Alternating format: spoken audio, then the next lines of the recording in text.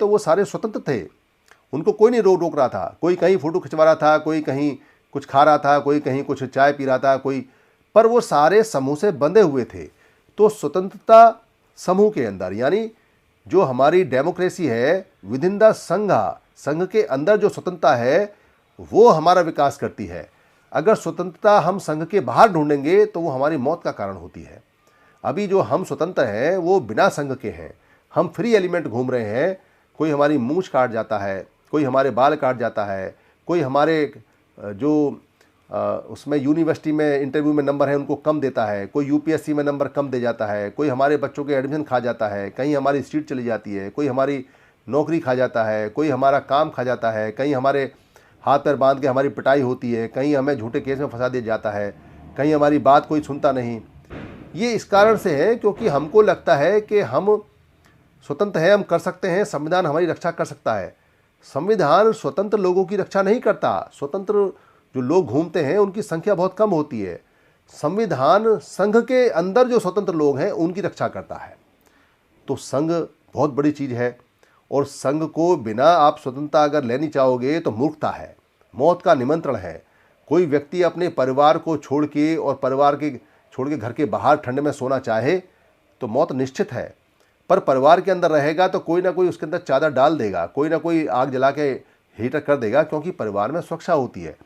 तो वहाँ परिवार के अंदर स्वतंत्रता है, कहीं बैठे, कहीं घूमे, कहीं उठे। तो समर संघ के अंदर भी स्वतंत्रता है।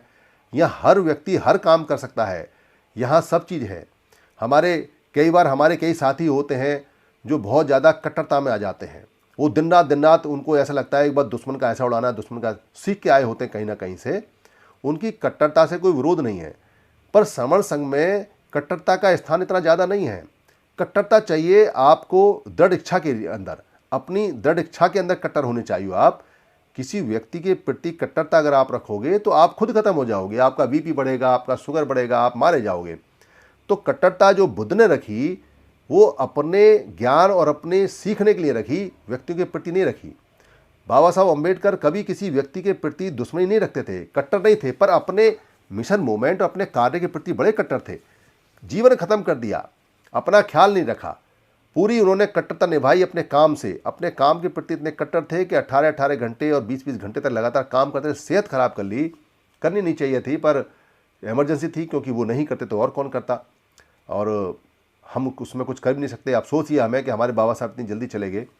पर हमें समझना चाहिए, अब संघ जितना बड़ा होगा उतना ज़्यादा काम बटेगा, उतना ज़्यादा लोग करेंगे, क्योंकि एक व्यक्ति पर बर्डन आता है तो दिक्कत हो जाती है, पर सारे करेंगे।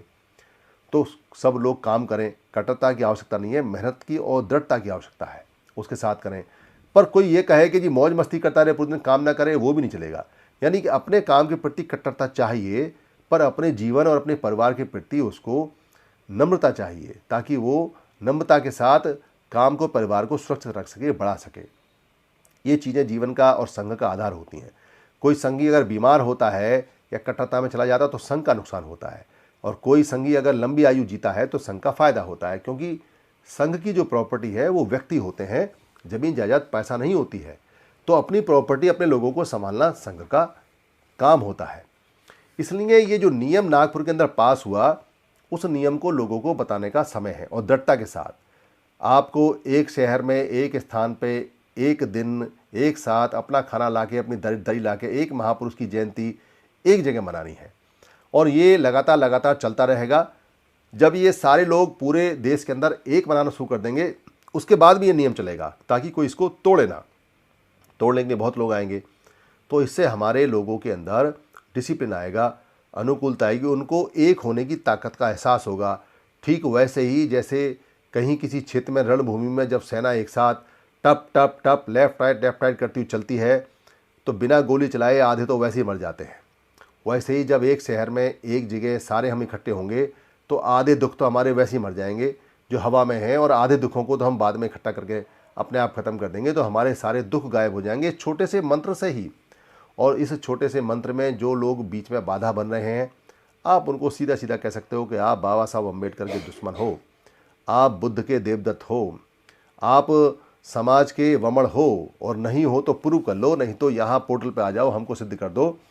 क्योंकि बुरे को बुरा कहना चाहिए और बुरे को बताना चाहिए कि आप बुरे हो, अगर आप बुरे को अच्छा कहते रहोगे तो फिर आप लड़ किससे रहे हो, ये बात आपको तय करनी पड़ेगी। क्योंकि बुद्ध ने बुराई से लड़े, बाबा साहब अत्याचार से लड़े, बुराई से लड़े, जितने महापुरुष हैं वो सब लड़े। लड़ने के लिए बुरी चीज़ होती है, उन्हीं से लड़ा जाता है। अगर जब सारी बुरी चीज़ ख़त्म हो जाएंगी तो हमारी लड़ाई अपने आप ख़त्म हो जाएगी। बुराइयाँ ख़त्म करना ही अच्छाई का काम होता है। आप सब अच्छे लोग हो, आपको इकट्ठा होना चाहिए।